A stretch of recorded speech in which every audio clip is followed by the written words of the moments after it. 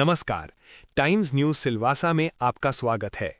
4 अप्रैल की सुबह दादरा गांव स्थित देमनी रोड पर श्री साईं कृपा गैस एजेंसी के गोदाम में अचानक गैस सिलेंडर में भीषण विस्फोट हो गया।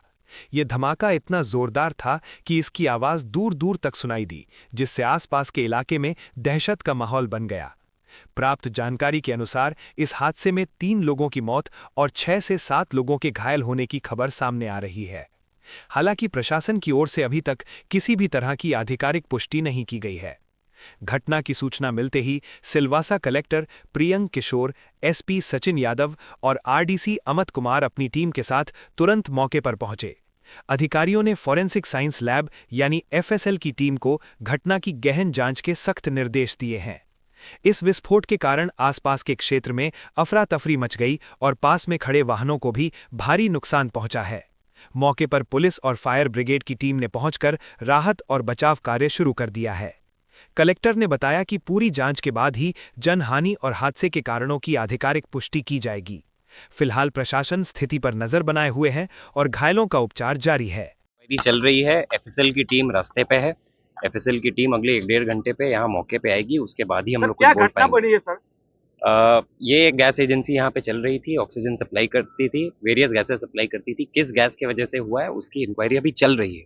जब तक इंक्वायरी नहीं हो हम लोग कुछ भी इसमें डेफिनेटली नहीं आप लोगों को बता पाएंगे। करीब 8 लोगों को हॉस्पिटल शिफ्ट किया गया है। फर्दर इंक्वायरी हो रही है। इंक्वायरी के बाद आप लोगों को प्रेस कॉन्फ्रेंस के माध्यम से सूचना दी जाएगी। 4 की मौत का कंफर्मेशन मिला है। इंक्वायरी के बाद मैं आप लोगों को प्रॉपर प्रेस कॉन्फ्रेंस में आपको पूरा सूचना दूंगा। Thank you. रेसिडेंशियल और स्कूल के नजदीक में चल रहा है, कुछ एक्शन होगा? इंक्वायरी के बाद जरूर, अगर गलत तरीके से चल रहा होगा, गैर कायदेसर तरीके से तो एक्शन करेंगे। Thank you sir. हाँ, सवारे भाई मैं અહીંયા ઊભો હતો, સવારે જ અહીંયા ઊભો હતો, અહીંયા ઓટલા પર ઊભો હતો અને જરા સાફ સફાઈ કરતો હતો।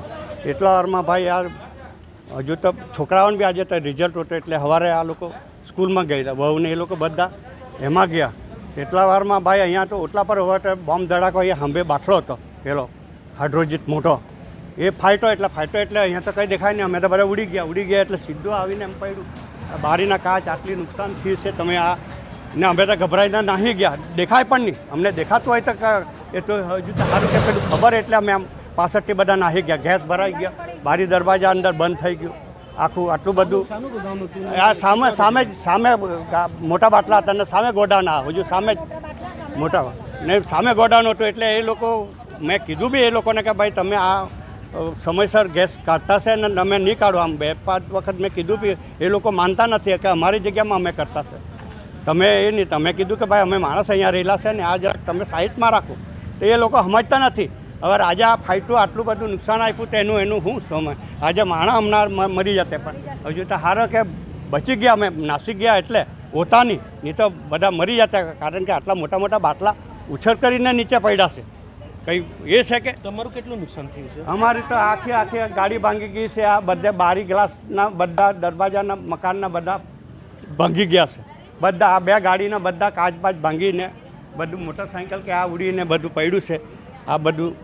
આ બધું નુકસાન થયું। માણસને કોઈ માણસને જાણ હાનિ નથી થઈ, હોતા જ નહીં। અહીંયા અમે જ ઊભા હતા, છોકરાઓને કંઈ હોતા નહીં।